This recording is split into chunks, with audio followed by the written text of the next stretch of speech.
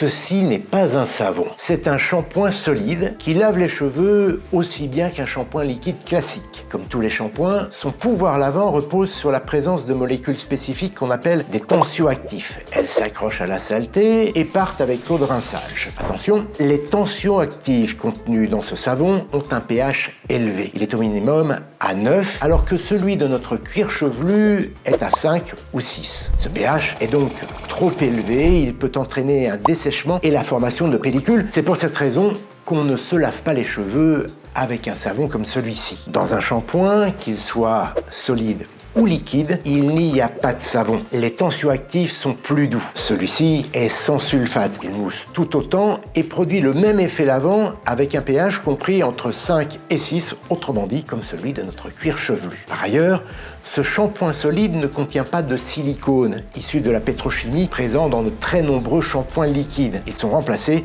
par des huiles végétales. Bien sûr, il n'y a pas de flacon, c'est écrit dessus. Ce shampoing permet donc de limiter l'usage du plastique et ce n'est pas rien.